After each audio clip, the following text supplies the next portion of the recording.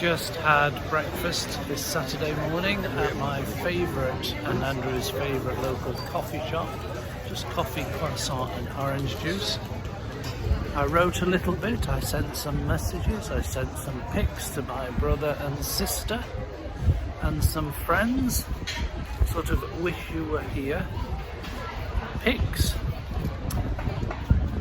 And I am in a very content frame of mind after, well, who wouldn't be after 10 days in this lovely Italian, easygoing, very pleasant environment.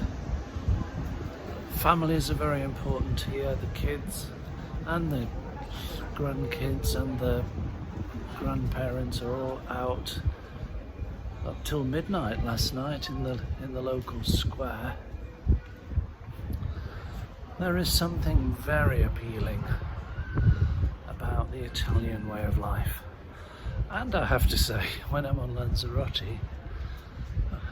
the Spanish way of life is very family friendly. Here's a place for sale. There we are, we could go and live there, couldn't we? Just like that. And I suppose I have to accept that being British, although I would honestly prefer to refer to myself as European, make of that what you will, you Brexiteers.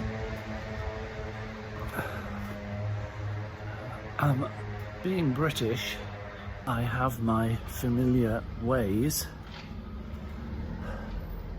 One of the things that I like in particular about Italy and indeed Spain is that when you go into a coffee shop or a restaurant, they immediately serve you with water or coffee, whatever it is you want, and you don't have to pay before they give you anything.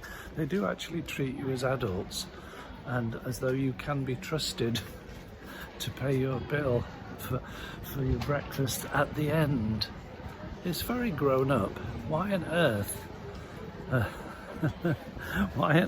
do we expect in England everybody to pay before they get anything to drink or eat? Just musing on that. It's a craft market Saturday morning here, I notice.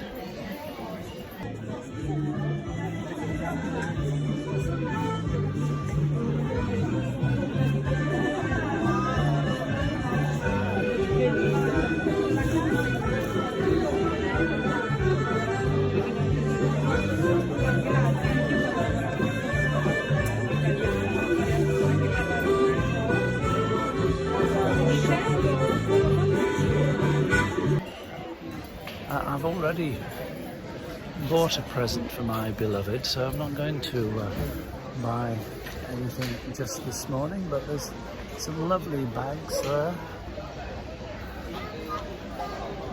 And oh, some of my favourite tins with fish in.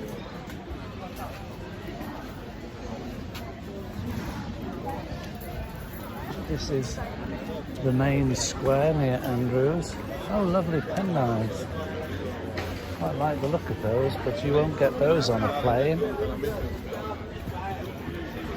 It's called the Four Trees Square for obvious reasons. 1, 2, 3, 4. Ciao. And of course, central still in the life of a Catholic country is the Catholic Church. Look at these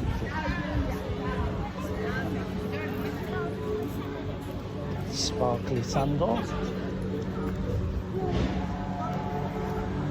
I had an ice cream here yesterday, a local speciality. Italian ice cream. What's not to like? I've nearly come to the end of my 10 days or so here on Sardinia, and I have thoroughly appreciated it. Of course, I've enjoyed the company of Andrew and Joya when I went to stay with her in Boza, a few hours away.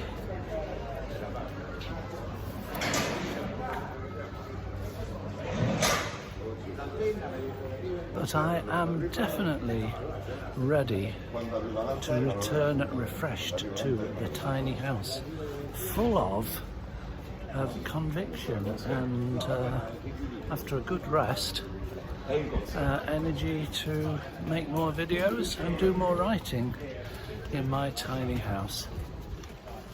Happy days. I am truly grateful.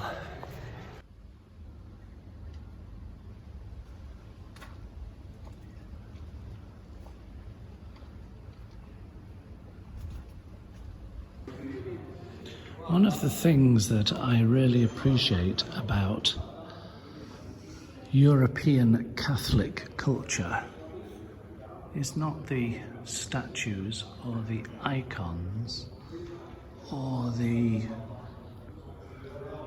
religious paraphernalia or even the stations of the cross.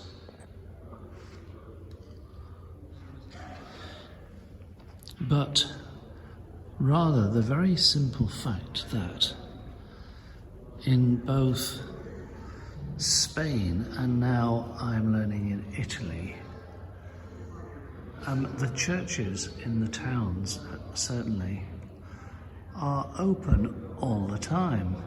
And so, although it seems to me a very staid religion with lots of artifacts and rituals, at least it is open to the public, if not 24/7, open most days and of course Sundays. So it integrates the spiritual or the religious sensibilities with everyday life, such as this Bar Campos where I've just had lunch, which is just across the road, the cobbled street. And so shoppers and lunchers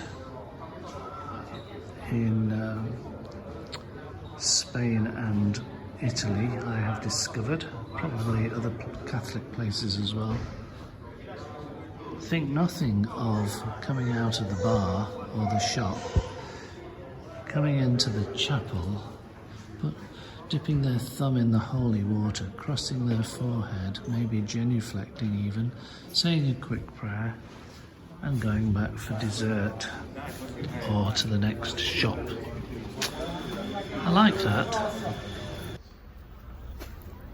One of the topics that has come up this past few days is around the question of, well, it's not a question, it's an observation. It's a sort of careful what you wish for observation. And it goes like this. It sounds a little bit self-satisfied, to be honest, but I'll have to risk it. Oh, there's a Madonna in a niche just over there. This is very common in Italy and Spain. And I do like, let's call it folk religion, the fact that you actually do recognise and include religious iconography in day-to-day life. I think I've touched on this before. Yes, careful what you wish for. It goes like this. In this lovely little town of Carla Forte, living the Italian job life with coffee, croissants and ice cream as much as you like, of course I count my blessings, and it sort of brings to a focus the end of seeking, if I can put it that way. In lifestyle-y ways, I mean, what could be nicer than living on a street like this by the Mediterranean? So just come to Restville, just accept that this is as good as it gets. And it sort of pulls the rug on the habit, if you like, the addiction I have and you may have from time to time, or permanently, more or less permanently, of looking for a next.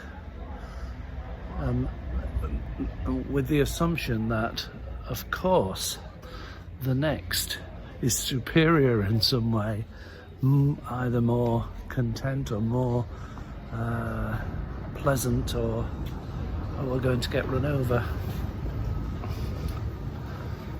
Martiri della Libertà, the place of the free martyrs. I'm not sure I like the sound of being a free martyr. Here's another place for sale. There we are. There's a nice place. Yes, indeed, an end to searching for something else other than this. That would be good, wouldn't it? A friend of mine, Joan Tollefson, has written a book with the best title in the world, Death, the End of Self-Improvement. I love it. Catch you later.